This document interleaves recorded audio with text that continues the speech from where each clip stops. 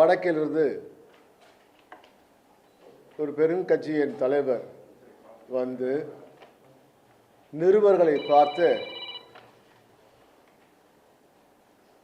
டீலிமிட்டேஷனை யார் ஆதரிக்கிறார்களோ, அதுவும் குறிப்பாக ஃபேர் டீலிமிட்டேஷன் யார் ஆதரிக்கிறார்களோ அவர் தமிழ்நாட்டின் விரோதி, அவர்கள் ஹெட்டப்பர் என்று கூறிவிட்டு வீரவசனம் பேசிவிட்டு சென்றார். அப்பொழுது அந்த டீலிமிட்டேஷன் மசோதா நாடாளுமன்றத்தில் வரவிருப்பதாகவும் அந்த மசோதாவில் திமுக நிலை என்ன என்று ஒரு கேள்வியினை எழுப்பிவிட்டு சென்றார். வராதா மசோதாவுக்கு வரப்போகிறது என்று அந்த கட்சியின் தலைவரே எடுத்து கொடுத்தவுடன் அந்த கட்சியின் வாளாக செயல்படும் தமிழ்நாட்டின் அந்த கட்சியின் தலைவர் ஒருவர் 17ஆம் தேதி வருகிறது மசோதா, 16ஆம் தேதி வருகிறது மசோதா, பாருங்கள் திமுக நிலைப்பாட்டை பாருங்கள், என்ன செய்ய போகிறார்கள் பாருங்கள் என்று அவரும் அவர் பங்குக்கு வீரவசனம் பேசினார். அப்பொழுது நாங்கள் சொன்னோம், வராதா மசோதா பற்றி ஏன் பேசுகிறீர்கள்? டீலிமிட்டேஷன் பொறுத்த வரைக்கும் திமுக நிலைப்பாடு ஒரே நிலைப்பாடு, தமிழ்நாட்டுக்கும் எல்லளவுக்கும் எந்த தீங்கும் வரவிடக்கூடாது. திமுகவின் நிலைப்பாடு தமிழ்நாட்டில் இருக்கின்ற தற்போதைய 7.18% ஒதுக்கீடு சட்டமன்றத்திலும் சரி நாடாளுமன்றம் அதே ஒரு இடஒதுக்கீடு இருந்தே தீர வேண்டும், தமிழ்நாட்டுக்கு எந்தவித பாதிப்பும் வரக்கூடாது என்று கடந்த மார்ச் மாதம் முதல் முறையாக தென்னக முதல்வர்களை எல்லாம் தமிழ்நாட்டிலே அழைத்து ஒரு சிறப்பு கூட்டத்தை வைத்து அங்கே தீர்மானத்தை செய்தவர் எங்கள் தலைவர் தளபதி மு.க. ஸ்டாலின் அவர்கள். சரித்திரம் தெரியாதவர்கள் ஏதோ திடீரென்று அவர் கைப்பாவையாக தமிழ்நாட்டிலே ஒரு கைப்பாவை வந்தவுடன் அவசர கதியிலே அனைத்து கட்சி நாடாளுமன்ற கூட்டத்தை உறுப்பினர் கூட்டத்தை நடத்தினார்கள். அப்பொழுது நாங்கள் கேட்டோம், முதல்ல காவிரி தண்ணி வரல, மேகதாடு அணை கட்டப்படுகிறது, தமிழ்நாட்டு முதலமைச்சர் திரு விஜய் அவர்களே அனைத்து கட்சி தலைவர்கள் கூட்டத்தை கூட்டி ஒரு தீர்மானத்தை போடுங்கள், ஒரு முடிவு எடுங்கள் என்றோம். ஆனால் தமிழ்நாட்டு முதல்வரோ அதை பற்றி எந்த முடிவும் எடுக்காமல் தமிழ்நாட்டில் உள்ள நாடாளுமன்ற உறுப்பினர்கள் வைத்து கூட்டத்தை வைத்து ஒரு தீர்மானத்தை போடுகிறார்கள். என்ன தீர்மானம்?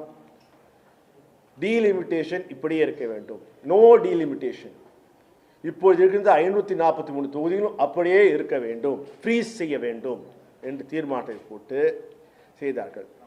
பிறகு காவிரி பங்கீடு பற்றி பேசவே இல்லை.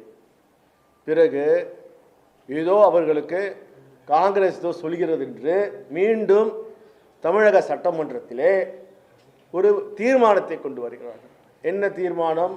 அங்கேயும் நாங்கள் டீலிமிட்டேஷன் கூடாது, 543 ஃப்ரீஸ் செய்ய வேண்டும். அதை திமுகவும் ஆதரித்தது. அதான் எங்களுடைய நிலைப்பாடு. அதை நிலைப்பாடு ஆதரித்தோமா? ஆனால் நேற்று மாலை என்ன ஆயிற்று? தமிழ்நாட்டின் முதல்வர், இங்கு 2 தீர்மானத்தை போட்ட முதல்வர் திரு விஜய் அவர்கள், காங்கிரஸ் பேச்சை கேட்டு கைப்பாவையாக நடந்து கொள்ளும் திரு விஜய் அவர்கள் அமித்ஷாவை பார்த்தவுடன் நிலைப்பாட்டை மாற்றிவிட்டார். என்ன நிலைப்பாடு? Fair delimitation.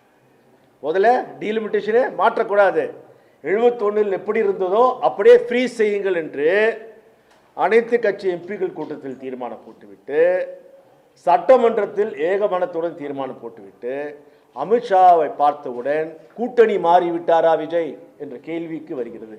பாஜக காங்கிரஸ் கூட்டணி விட்டு பாஜக கூட்டணிக்கு மாறிவிட்டாரா? இல்லை, அவருக்கு அமித்ஷாவை பார்த்தவுடன் பயம் வந்து விட்டதா என்ற அச்சம் வந்திருக்கிறது. பல்ட்டி அடித்த முதல்வர் திரு விஜயை பற்றி கேட்கிறோம், உங்கள் நிலைப்பாடு என்ன? தொடர்ந்து திமுகவை பொறுத்த வரைக்கும் எங்கள் தலைவரும் சரி எங்கள் எதிர்கட்சி தலைவரும் சரி ஒரே நிதானமான நிலையில் நாங்கள் இருக்கிறோம், தமிழ்நாட்டுக்கு எந்தவித பாதிப்பு இல்லாமல் இருக்க வேண்டும் என்று. ஆனால் நீங்கள் என்ன செய்தீர்கள்? அங்கே தென்னக முதல்வர் கூட்டத்திலே திரு டி.கே. சிவகுமார் என்ன சொல்கிறார்? காவிரி நதிநீர் பங்கீடு பற்றி பேசினாலும் ஒத்துழைப்பு, புதிய வார்த்தையை ஒன்றை கொண்டு வருகிறார். என்ன ஒத்துழைப்பு? அந்த ஒத்துழைப்பு படி என்ன சொல்கிறார்? இனி மேகதாது அணையை கட்ட வேண்டும். மேகதாது அணை கட்டுவதால் ஒத்துழைப்பு, தமிழ்நாட்டுக்கும் கர்நாடக ஒத்துழைப்பு, இதனால் அதிகமான நாங்கள் தண்ணீர் தர முடியும் என்று சொல்கிறார். அங்கே இருக்கின்ற தமிழ்நாட்டு முதல்வர் திரு விஜய் அவர்கள் அதை எதிர்த்து ஒரு வார்த்தை கூட பேசாமல் அமைதி காக்கிறார்.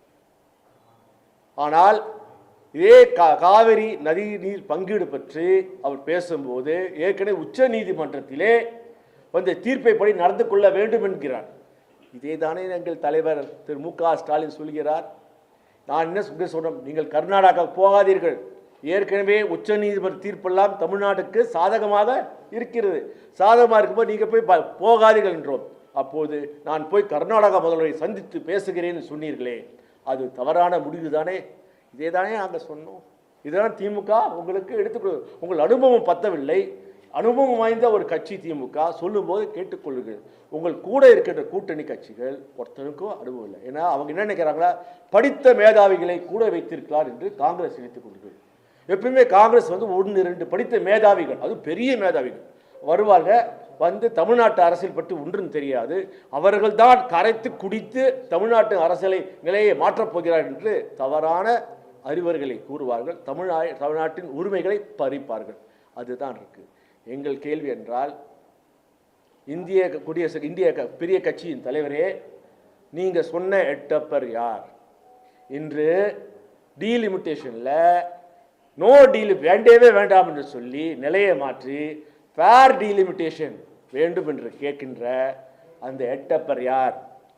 நீங்கள் கூட்டணி வகிக்கும் கட்சி ஆட்சியின் முதலமைச்சர் தானே திரு விஜய். அப்போது திரு ராகுல் காந்தி யாரை எட்டப்பர் என்கிறார்? விஜயா? அதுக்கு விஜய் பதில் சொல்வாரா? இல்லை மாணிக்கம் தாக்கூர் இருக்காரா? எங்க இருக்கான்னு தெரியல, பக்கத்தில் பார்த்தா இந்த போஸ்டர் இருக்கு, கூட்டம் போட்டுக்காங்க. அந்த கூட்டத்திலே இந்த மாதிரி பேசுறது தவறு என்று சொல்வாரா? இங்கே பார்த்தீங்கன்னா காங்கிரஸில் கேட்டோம், ஏங்க காங்கிரஸ் நிலைப்பாட்டை சொல்லுங்க. கர்நாடகாவில் ஒரு நிலைப்பாடு, தெலுங்கானாவில் நிலைப்பாடு, ஒவ்வொரு மாநிலத்துக்கு மாறி மாறி பேசுறீங்களே, இங்க நிலைப்பாடு என்ன? காவிரி நதிநீர் பங்கீடை பற்றி ஏன் தமிழ்நாடு காங்கிரஸ் வாய் திறக்கவில்லை? தமிழ்நாட்டுக்கு வருகின்ற காங்கிரஸ் தலைவர்கள் ஏன் பேசவில்லை? இதை கேட்பது தவறா? எங்கள் மாநிலத்தின் உரிமைக்கு போராடுகிறோம். திமுகவும் சரி, திமுக மட்டும்தான் தமிழ்நாட்டின் மாநில உரிமைகள் போராடுகிறது. இங்கே வருவதெல்லாம் வெறும் ப்ரெஸ்ஸை பார்த்து ஏதோ பப்ளிசிட்டி பண்ண போகிறாங்க. இப்போது கேட்க பல்ட்டி அடித்த திரு விஜய் அவர்களே, இதற்கு பதில் சொல்லுங்கள். உங்கள் உண்மையான நிலைப்பாடு என்ன? இது அறிய நாங்கள் மட்டும் இல்லை, தமிழ்நாட்டு மக்களும் ஆர்வமாக இருக்கிறார்கள்.